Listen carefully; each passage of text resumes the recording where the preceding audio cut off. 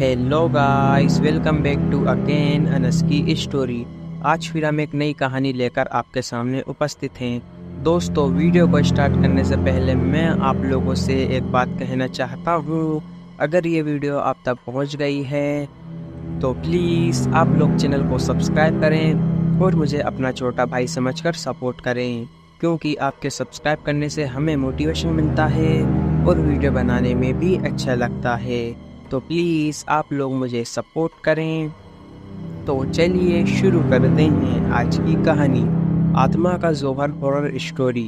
गांव का नाम था शांति नगर, पर इस गांव में शांति का नामो निशान भी नहीं था। सालों पहले इस गांव में एक परिवार रहता था जो बहुत ही खुशहाल था, लेकिन एक रात उस परिवार के सभी लोग अचानक से गायब हो गए। गांव वालों ने बहुत ढूंढा, लेकिन उनका कोई पता नहीं चला। कुछ समय बाद गांव में अजीबोगरीब घटनाएं होने लगी। लोग कहते हैं कि उन्होंने रातों में अजीब अजीब आवाज़ें सुनी और कुछ ने तो आत्माओं को भी देखा। गांव वालों का मानना था कि गांव में जो कुछ भी हो रहा है उस सब के पीछे उस गायब हुए परिवार का ही हाथ है।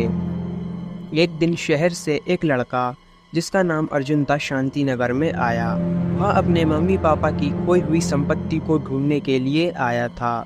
गांव वालों ने उससे कहा कि वह उस पुरानी हवेली में न जाए जहां उसका परिवार रहा करता था, पर अर्जुन ने उनकी बातों को अनसुना कर दिया।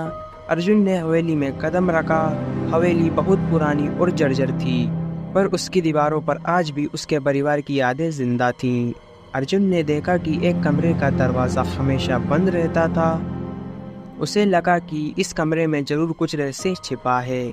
अर्जुन ने दरवाज़ा खोलने की कोशिश की, पर वह नहीं खुला। अर्जुन ने ढूंढना जारी रखा और एक रात उसे सुनाई दिया कि हवेली में किसी के चलने की आवाज़ आ रही है। वह अपने कमरे से बाहर आया और देखा कि एक धुंधली आकृति उसके सामने खड़ी हुई थी। वह आकृति धीरे धीरे अर्जुन की ओर बढ़ने लगी। अर्जुन ने डर के मारे भागने की कोशिश की, पर वह गिर गया और बेहोश हो गया। जब अर्जुन को होश आया तो उसने देखा कि वह एक अजीबोगरीब कमरे में है। उस कमरे में दीवारों पर खून के धब्बे थे और कोने में एक पुराना बक्सा पड़ा हुआ था। अर्जुन ने बक्सा खोला तो उसमें कुछ पुराने दस्तावेज मिले। उन दस्तावेजों से अर्जुन को पता चला कि उसके परिवार को गांव वालों ने ही मार डाला था, क्योंकि उन्हें शक था कि उनका परिवार काले जादू में लिप्त है, जिससे गांव को खतरा था। अर्जुन ने यह सच्चाई जानने के बाद निर्णय लिया कि वह अपने परिवार की आत्माओं को मुक्ति दिलाएगा। उसने गांव वालों के सामने सच्चाई उजागर की और उनके अपराधों का पर्दाफाश किया।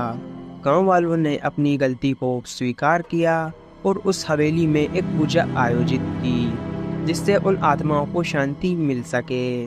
पूजा के बाद अर्जुन ने महसूस किया कि हवेली में अब कोई अजीब गतिविधियां नहीं हो रही हैं। उसे लगा कि उसके परिवार की आत्माओं को अब शांति मिल गई है। अर्जुन ने अपने मम्मी पापा की स्मृतियों को सम्मानित किया और हवेली को हमेशा के लिए छोड़ दिया। अर्जुन के प्रयासों से गांव में अब शांति लौट आई थी। गांव वाले अब पहले से अधिक एकजुट होकर रहने लगे थे। अर्जुन ने शहर लौटकर अपने जीवन को एक नई दिशा दी और हमेशा अपनी परिवारों की यादों को सजाकर रखा।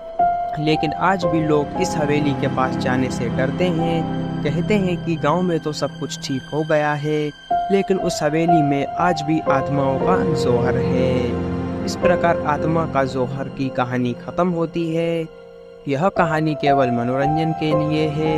इसका उद्देश्य किसी भी धार्मिक या सांस्कृतिक भावनाओं को ठेस पहुंचाना नहीं है। अंत में मिलता हूँ आपको नेक्स्ट वीडियो में किसी नए टॉपिक के साथ। Love you so much Anas की जनता। अगर आप लोगों के पास भी कोई डरावनी या हॉरर स्टोरी है तो आप हमें इंस्टाग्राम पर डीएम करें। अगर आपको वीडियो अच्छी लगी हो तो प्लीज़ वीडियो को लाइक करें और चैनल को भी सब्सक्राइब करके बेल नोटिफिकेशन को ऑल पर प्रेस कर दें। Thanks for your watching.